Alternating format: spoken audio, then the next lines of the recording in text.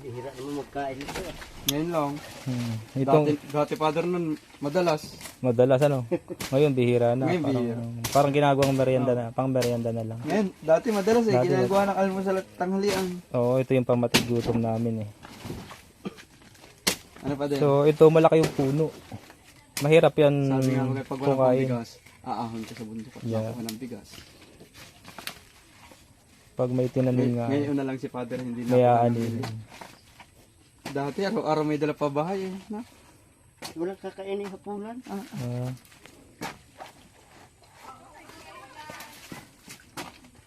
Medyo malaki yung puno na to. Mahirap to hukayin.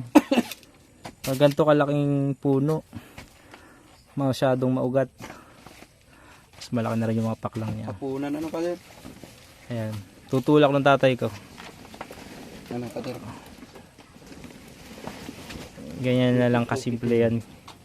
Sa gitna? Dito. Sa gitna? Tatagkalin. Oh? Dito na.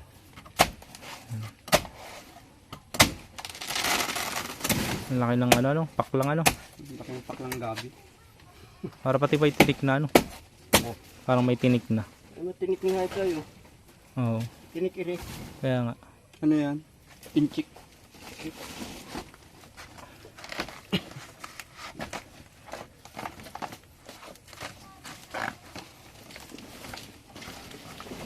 Maganda yung laman yan. Ano tan? Malaki na yan ayo. Dito mo ulit. Ito na. Laglag na yan. Hindi na. Tulak mo na. Ito na. Tulak mo na ulit. Ito. Saan? Dito may kasabila. Dito. Sen. Kilingan eh. Nahihirapan dito sa isang puno at malaki ito eh. Yung isa kasi maliit yung nauna. Medyo Laki na. yun. Yun. Nakuha na. Yan yung laman. Muna ang dugo. Naputol. Naputol yung ano. Laman. Sa sobrang lakas. Hindi natamaan yung kagad. Tama ng itak. No? Yan yung Dito ano, na natin bulaklak. Bulaklak.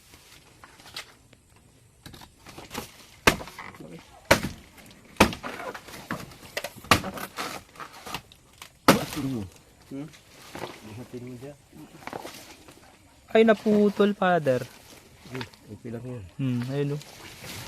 Yun, laki na. Ang laki ng laman pero naputol. Kukunin pa namin yung natira doon sa ilalim. Kasi sayang. Natamaan mo ito dito. Ayun. Ito yung laman niyan. Yan. Natamaan yan. Yan Ano yung kagad? kinukuha. Na sungkit mo yun dyan. Sungkit yan. Kaya nagbatak.